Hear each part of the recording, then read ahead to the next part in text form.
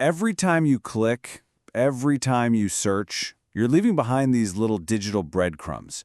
But have you ever stopped to think about who's following that trail? We're going to dive deep into that today. We're looking at a fascinating new report from the tech research group Virtualization Options LLC. And it uncovers this shadow industry that isn't just selling your data to advertisers, it's selling it directly to the government. And that really is the million-dollar question, isn't it? Who are these outfits that are packaging up our personal lives for sale? And maybe even more importantly, who's lining up to buy it? As you're about to see, the answer involves a hidden marketplace and some customers you would never expect. So here's our game plan. First, we'll shine a light on this invisible industry. Then we'll walk through the data broker playbook. After that, we get to the really eye-opening part, the government as a client. From there, we'll look at our patchwork of laws and finally what the ongoing fight for our data actually looks like. Okay, let's start with the players in this game, the invisible industry. It's time to really define these companies that are trading in our personal info. So what in the world is a data broker?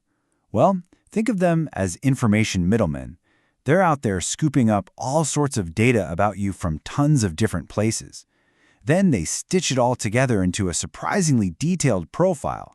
And then they sell that profile to pretty much anyone willing to pay for it. And I want to be clear, this is not some tiny niche market. This industry has absolutely exploded. What's the fuel for this fire? Well, two things. First, just the sheer amount of data we all create now, just by being online. And second, this massive, insatiable hunger from advertisers who want to target us perfectly. That combo creates a huge financial incentive to collect and sell, sell, sell. So that naturally leads to the next question. How does this all work? How does your data go from a harmless click on a website to a product for sale?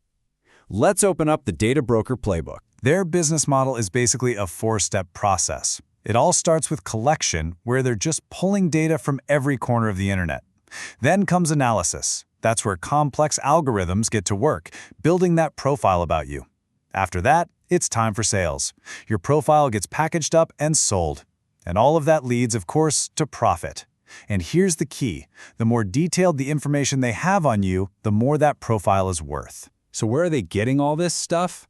Honestly, everywhere. They're scraping public records, stuff from the government, your social media profiles, you name it. They're also tracking your every move online, your web visits, your searches, all that cookie data. And if that wasn't enough, they just straight up buy data from other companies, like marketing lists or financial records.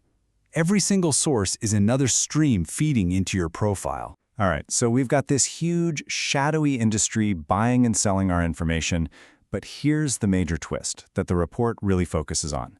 One of their biggest customers is the US government. And this is a total game changer because it raises a really uncomfortable question. Are government agencies just buying the data they would normally need a warrant to get? And we're not talking about one or two obscure departments here. The report makes it clear that we're talking about clients across the board. Law enforcement at the local and federal level, Homeland Security, even our intelligence agencies. They are all active customers in this data market. These government clients tend to fall into three big buckets. You've got law enforcement who are buying this data for things like tracking a suspect's location. You've got Homeland Security using it to assess potential threats. And then you have the intelligence agencies using it for background checks, surveillance. You get the picture. The uses are as broad as the data itself. So what's the big deal? Well, the threat to our civil liberties is very real. First, there's a serious erosion of privacy when you can be surveilled without your consent or a warrant. Then there's the risk of discrimination and profiling based on a flawed data set. There's also what's called a chilling effect on free speech.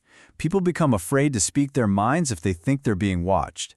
And because this is all happening through private companies, there's almost zero accountability. Now you're probably asking yourself, wait a second, isn't this illegal? Well, the answer is, it's complicated. The legal system we have is basically a patchwork of different laws, and it is full of holes. And you can see this most clearly when you compare the US to Europe. The EU has the GDPR. It's one strong, clear law that gives people real rights, like the right to see and even delete their data.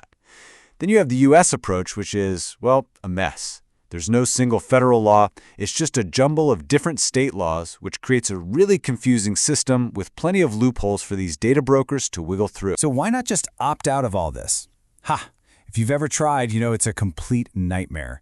The processes are designed to be confusing. The companies are not transparent about what data they even have on you, and even when you do manage to send an opt-out request, it's often just ignored. There's no one-stop shop to take back control. And here's the real kicker. After all this, the data they're selling on you might not even be accurate. These profiles are often filled with mistakes and old information. But the consequences of those mistakes are very, very real. An error in your data profile could be the reason you don't get a job, or a loan, or fair insurance. It's literally discrimination by bad data. Okay, so the problem is pretty clear. But this isn't the end of the story. There's a growing movement of people pushing back. So for our final section, let's take a look at the fight for your data and what the future of our privacy might hold. And I think this quote from that Virtualization Options LLC report really says it all. Comprehensive reform is imperative to restore balance and safeguard fundamental rights. That's what this is really about. It's not just about annoying ads or privacy settings on an app. We're talking about protecting the basic foundations of a free and open society. So what would that reform actually look like? Well, the report suggests it's likely a mix of three things. First, much stronger regulations to close all those loopholes. Second, forcing these data brokers to change their business models and operate in the open. And finally, developing new technologies that actually put you, the user, back in control of your own information. And all of this leaves us with this huge central question of our modern world. There's no doubt that innovation needs data. Everything from medical research to the cool apps on our phones relies on it. But as we've just seen, our privacy has a price tag. The real question we all have to ask is, what is the right price, and who gets to decide?